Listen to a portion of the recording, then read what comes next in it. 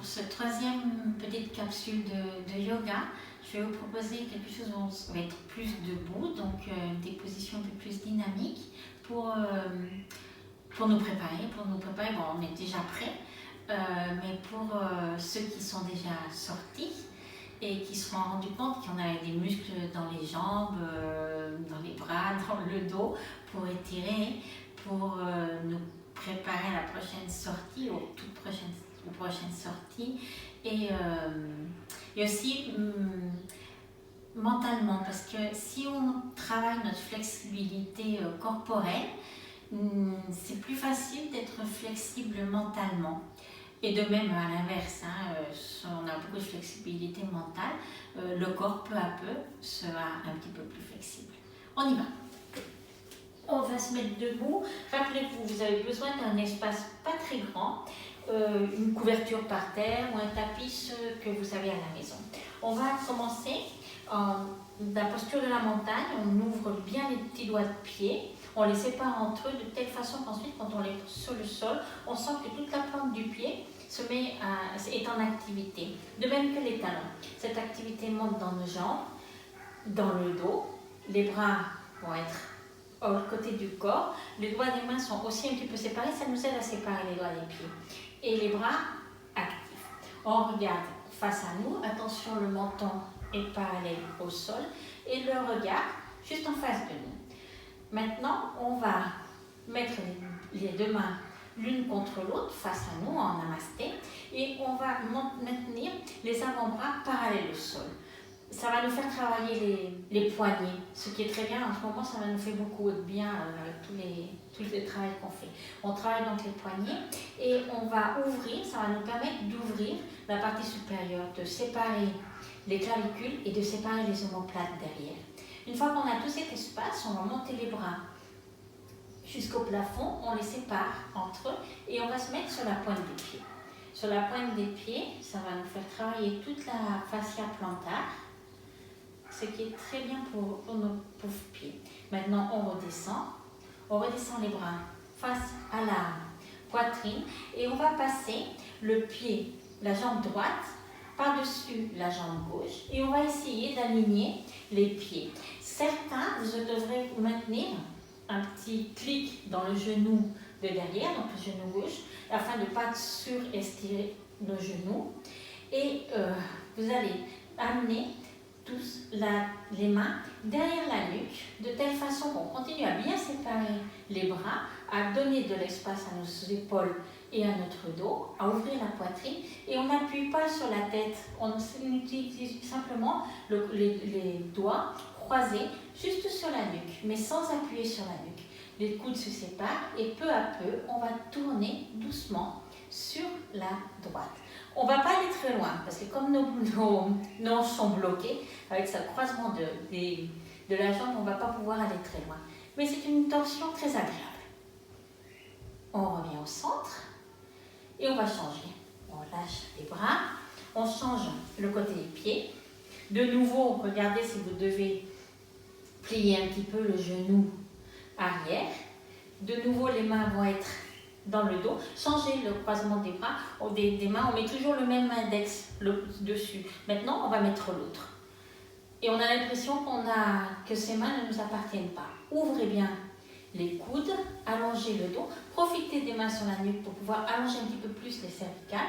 Et peu à peu, en allongeant le dos, vous allez tourner sur la gauche. Et vous vous rendrez compte que là non plus, vous n'allez pas très loin, mais c'est une torsion assez intéressante. On va continuer à faire que les deux plantes des pieds appuient pareil sur le sol. On revient au centre et on lâche. On amène chaque pied à sa place. On va mettre les mains sur les hanches. On va bien ouvrir la poitrine. Imaginez un fil qui tire de votre sternum vers le plafond. Et attention, ouvrir la poitrine, ça ne veut pas dire déplacer les hanches sur le devant et forcer toute la zone du bas du dos. Au contraire, ouvrir la poitrine, c'est maintenir les jambes comme deux piliers très forts sur le sol. Les cuisses sont actives et elles ne vont pas nous permettre d'aller sur l'avant. C'est comme si vous aviez un mur face à vous et simplement les hanches ne vont pas se déplacer. C'est simplement la poitrine qui s'ouvre. Une fois que la poitrine est bien ouverte, on va flexionner les jambes et on va descendre peu à peu. Les coudes tirent des épaules sur les côtés et nous descendons pour finalement amener les mains devant nous, sous nos épaules, plus ou moins.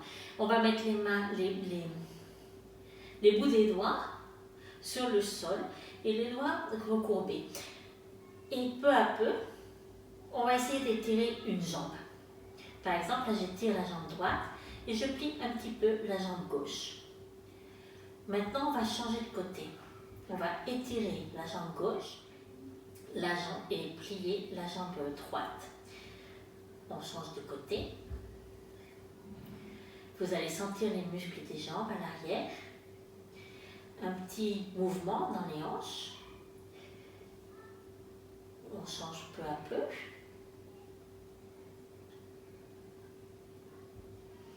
Une fois de plus, pied droit, jambe droite, jambe gauche. Oui, bien, on va amener les mains à côté des pieds et on va déplacer la jambe gauche en arrière et la jambe droite aussi pour amener nos genoux au sol. Une fois que les genoux sont au sol, nous asseoir sur les talons. Alors certains, s'asseoir comme ça déjà sur les talons, c'est déjà un peu compliqué. Vous pouvez toujours utiliser une couverture. Une couverture, soit entre les fesses et les mollets, ou soit un petit peu enroulée sous les pieds, sous les chevilles.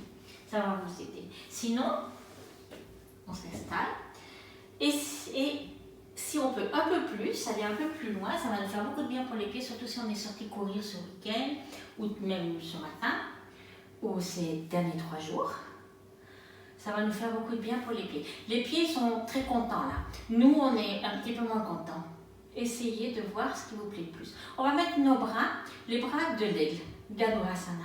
Donc on va mener la main droite par-dessus le bras gauche et on va attraper les omoplates. Une fois qu'on a attrapé les omoplates, on met les mains l'une contre l'autre. Ça peut être simplement le dos des mains, l'un contre l'autre, ou les paumes des mains. Et une fois qu'on a fait ça, on va éloigner les coudes de notre visage et les mains le plus haut possible vers le plafond. Vous allez sentir un bon étirement de la partie supérieure du dos. Vous défaites et on change de côté. On ouvre les bras en croix.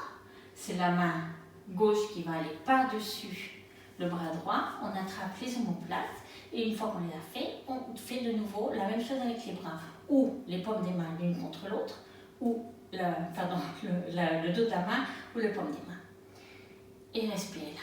De nouveau, on éloigne tout ce qu'on peut, les coudes de notre visage, et on monte tout ce qu'on peut, les mains vers le plafond. Respirez dans la partie supérieure. Vous allez noter les clavicules, les épaules, les omoplates, et nous défaisons. Nous allons étirer les pieds, séparer un petit peu les genoux entre eux, et on va un instant à l'enfant. Pour abandonner un instant notre dos. De même ici, si vous n'arrivez pas à poser le front sur le sol, souvenez-vous, vous pouvez mettre une paume de la main sur l'autre ou même éventuellement un poing, les poings les uns sur les autres. Il s'agit d'étendre le dos, de l'abandonner un peu. Nous allons, avec le dos tout rond, nous allons nous asseoir sur les talons. On inspire en levant la tête. Et nous allons amener les bras, les mains sur l'avant. On met les doigts de pied sur le sol pour aller à le chien tête en bas, Adho Mukha. Adho Mukha, on va séparer les pieds entre eux. La séparation d'une main, c'est la séparation plus ou moins de nos hanches. Les épaules, les poignets sont alignés avec les épaules et nous allons un petit peu flexionner les genoux afin de pouvoir étirer un peu plus la colonne vertébrale. C'est comme si vous vouliez que l'abdomen soit collé à vos cuisses. Maintenant, nous étirons un petit peu.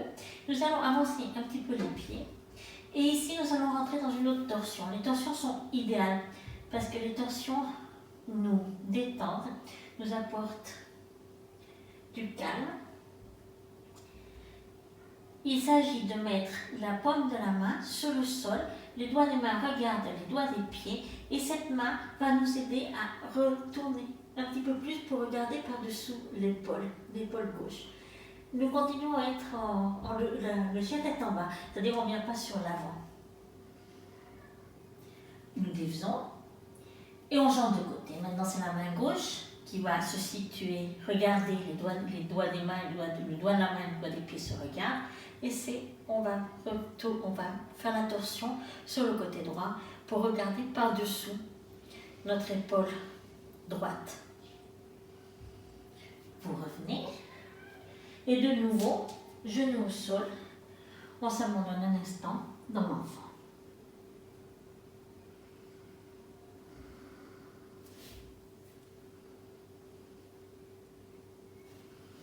Étirez les bras en avant. On repasse de nouveau au chien tête en bas. Puis on va marcher tout doucement avec les pieds jusqu'aux mains. On va laisser les pieds séparés. Si vous avez un tapis, les pieds de chaque côté du tapis. Une bonne séparation pour rentrer dans Balasana. Balasana, une position qui va nous permettre d'ouvrir les hanches,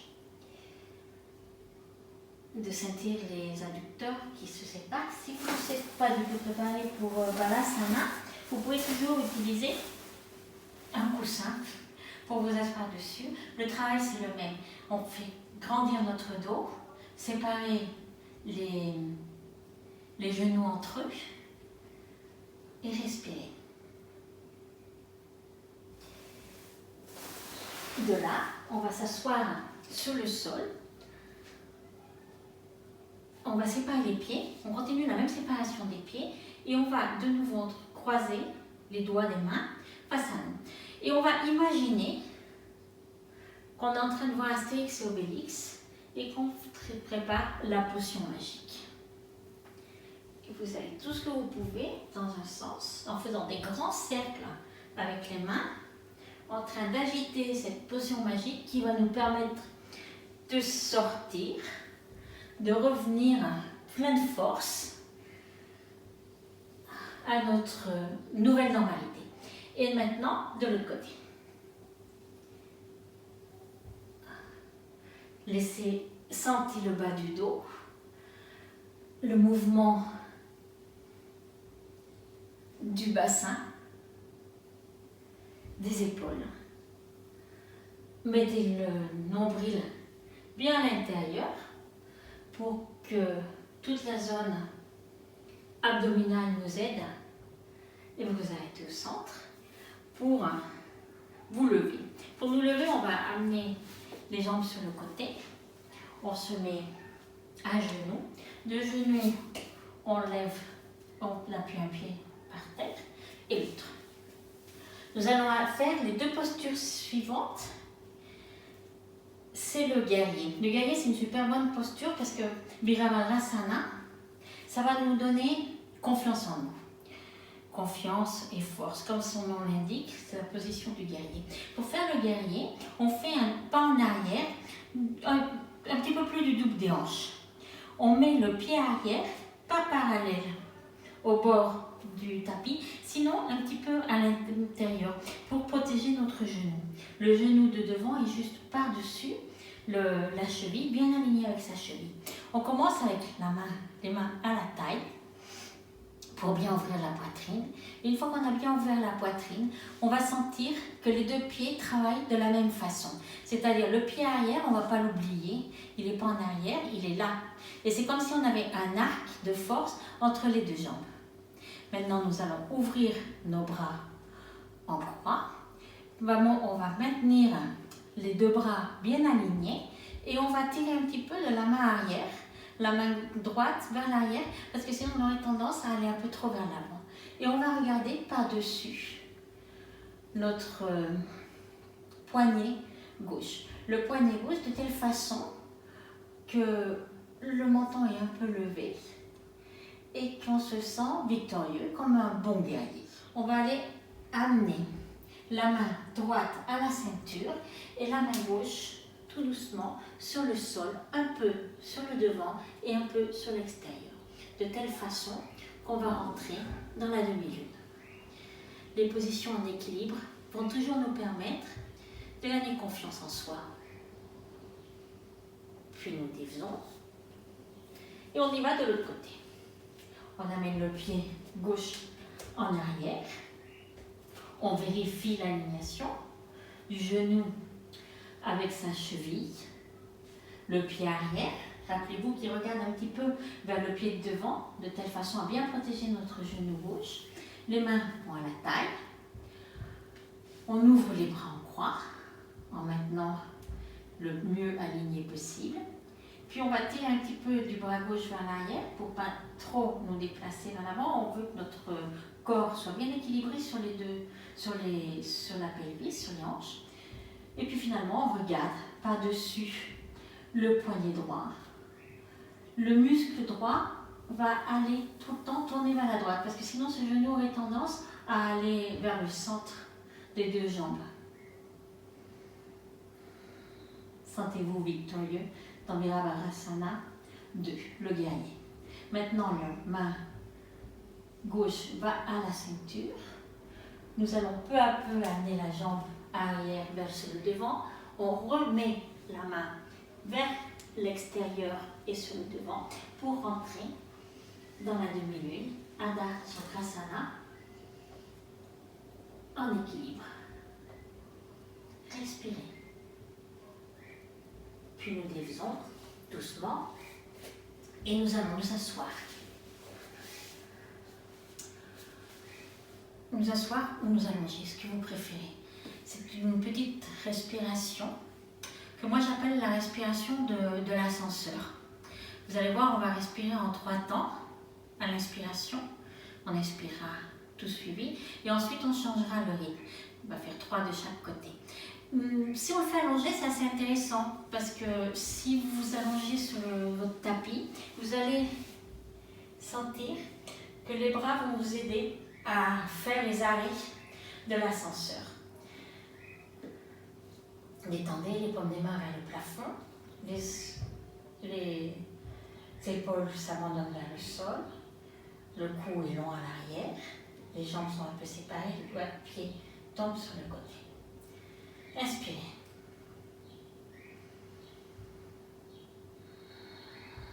Et expirez. Observez cette respiration abdominale de Hatha Yoga. Maintenant, à l'inspirer, depuis le nombril, vous allez inspirer, gonfler l'abdomen et vous allez vous arrêter comme au niveau du coude. Puis ensuite, vous inspirez un petit peu plus comme au niveau de l'épaule ou un petit peu en dessous de l'épaule. Et finalement, vous remplissez complètement vos poumons. Et vous lâchez.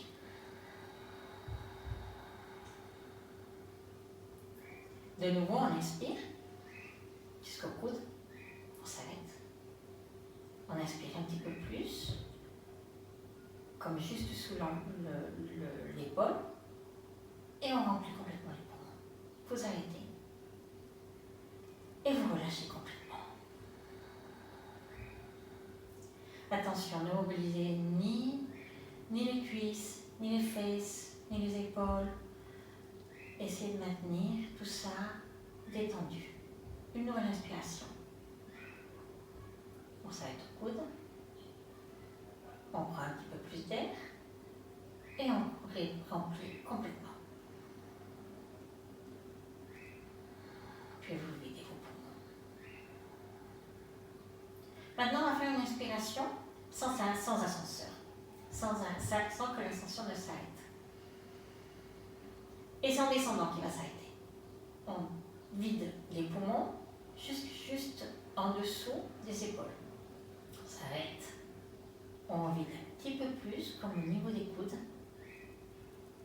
Et on vide complètement les poumons. Puis on reprend l'air. Et on recommence. On vide en dessous des épaules. vide comme au niveau des coudes. On s'arrête et on vide complètement. Une dernière fois, on inspire complet et puis on vide. Épaule, on s'arrête. Coude, arrêtez et complètement. Et finalement, vous laissez l'air rentrer et sortir à son rythme et vous profitez de cette position de Savasana, de la position de relax, pour y être 3 ou 4 ou 10 respirations.